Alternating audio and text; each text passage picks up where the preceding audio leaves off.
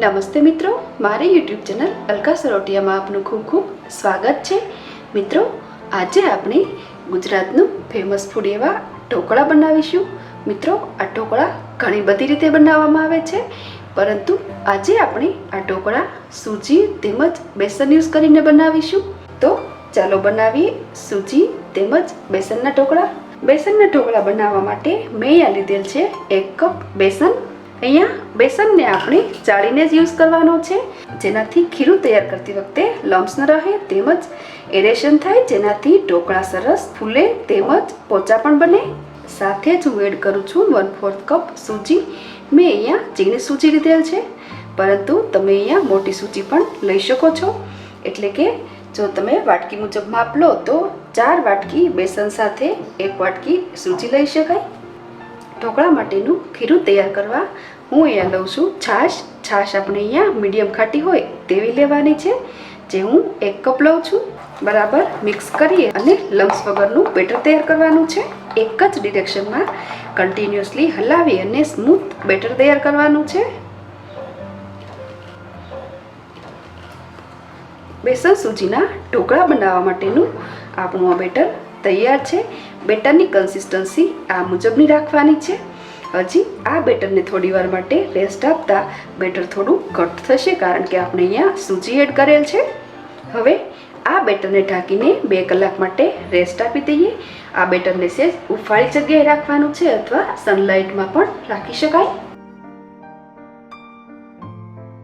2 કલાક પછી બેટરમાં આપણે એડ કરીશું મીઠું સ્વાદ મુજબ તેમજ ચપટી હળદર। મિત્રો, હળદર મેં અહીંયા 1/4 ટીસ્પૂનથી પણ ઓછી લીધેલી છે।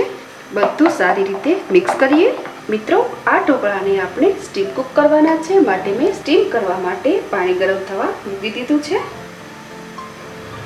પાણી ગરમ થાય અને સહેજ ઉકળે ત્યારબાદ જ આપણે આ બેટરમાં ઈનો એડ કરીશું। ઈનાના ઓપ્શનમાં તમે કુકિંગ સોડા પણ એડ કરી શકો છો। મેં અહીંયા ઈનો રેગ્યુલર લીધેલ છે, જેને એક્ટિવેટ કરવા માટે 1/2 ટેબલસ્પૂન જેટલું પાણી એડ કરીએ। એક જ ડિરેક્શનમાં બધું સારી રીતે મિક્સ કરી લેવાનું છે। ઈનો એડ કરતાની સાથે જ આપણે જોઈ શકીએ છીએ કે આપણું બેટર સરસ ફ્લફી થઈ ગયેલ છે, તેમજ બેટરમાં સરસ બબલ્સ પડતા પણ જોઈ શકીએ છીએ। હવે આ બેટરને આપણે ઓઇલથી ગ્રીઝિંગ કરેલ મોલ્ડ કે પ્લેટમાં ઢાળવાનું છે। મારી પાસે અહીંયા મોલ્ડ છે, માટે હું મોલ્ડમાં ઢાળું છું। આ બેટર આપણે જેવું મોલ્ડમાં કે પ્લેટમાં ફિલ કરી દઈએ કે તરત જ તેને સ્ટીમ કુક કરવા મૂકી દેવાનું છે। ઉપરથી ઢાંકણ ઢાંકી દઈએ તેમજ સ્ટવની ફ્લેમ ફાસ્ટ રાખી અને 20 મિનિટ માટે આ ઢોકળાને ચડવા દઈએ। વચ્ચે આપણે ચેક કરીશું, તેમજ આપણે જે વાસણમાં પાણી ભરેલું છે તે ઓછું ન થઈ જાય કે ખલાસ ન થઈ જાય એ વાતનું ધ્યાન રાખવાનું। વચ્ચે ચેક કરવાનું અને જો જરૂર જણાય તો વચ્ચે પાણી પણ એડ કરી દેવાનું। સ્ટવની ફ્લેમ ફાસ્ટ રાખીને 15 મિનિટ માટે મેં આ ઢોકળાને ચડવા દીધા છે। 15 મિનિટ પછી લીડ હટાવીને ચેક કરીએ। મિત્રો, આપણે અહીંયા જોઈ શકીએ છીએ કે આપણા ઢોકળા સરસ ફૂલી ગયેલ છે। તો હવે છરીની મદદથી ચેક કરી લઈએ। અહીંયા આપણે છરી સાફ જોઈ શકીએ છીએ, મતલબ કે આપણા ઢોકળા ચડી ગયેલ છે। ઢોકળા ખૂબ જ સરસ ફૂલેલ છે। તો હવે સ્ટવની ફ્લેમ ઓફ કરી દઈએ, તેમજ આ ઢોકળાને થોડા ઠંડા પડવા દઈએ। ઠંડા પડતા જ આપણે તેમાં કાપો મૂકી અને સિઝનિંગ કરીશું। મિત્રો, અહીંયા આપણે સાફ જોઈ શકીએ છીએ કે આપણા ઢોકળા કેટલા સોફ્ટ તેમજ સ્પોન્જી બનેલા છે। હવે આપણે સિઝનિંગ કરી લઈએ। સિઝનિંગ કરવા માટે મેં અહીંયા સિઝનિંગ પેનમાં 1/2 ટેબલસ્પૂન જેટલું કુકિંગ ઓઇલ લીધું છે। ઓઇલ ગરમ થતાં જ આપણે એડ કરીશું 1/4 ટેબલસ્પૂન જેટલા રાઈ દાણા।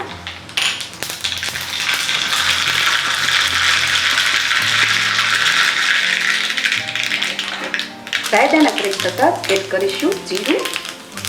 આ સિઝનિંગમાં જીરું તેમજ રાઈનો ટેસ્ટ ખૂબ જ સરસ આવે છે, પણ જીરું તેમજ રાઈને સારી રીતે બ્રાઉન થવા દેવાના છે। ચપટી હિંગ, લીલું મરચું,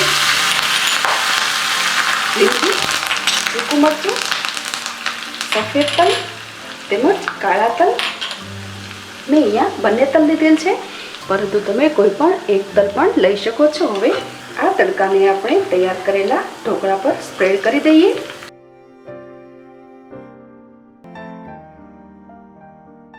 મિત્રો તૈયાર છે આપણા સોફ્ટ અને સ્પોન્જી એવા ઢોકળા. તો તમે પણ આ રીતે બનાવજો. મિત્રો મેં અહીંયા 1 કપ બેસન સાથે 1/4 કપ સૂજી લીધેલ છે, પરંતુ તમે સૂજીની ક્વોન્ટિટી થોડી વધુ પણ લઈ શકો છો. તેમજ મેં અહીંયા ઝીણી સૂજી લીધેલ છે, પરંતુ જો મોટી સૂજી લઈએ તો ઢોકળા વધુ સોફ્ટ અને જાળીદાર બને.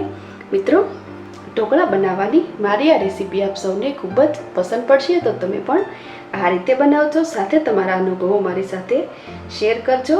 તેમજ મારી આ રેસીપી સારી લાગે તો લાઈક, શેર અને સબસ્ક્રાઈબ કરવાનું ભૂલશો નહીં.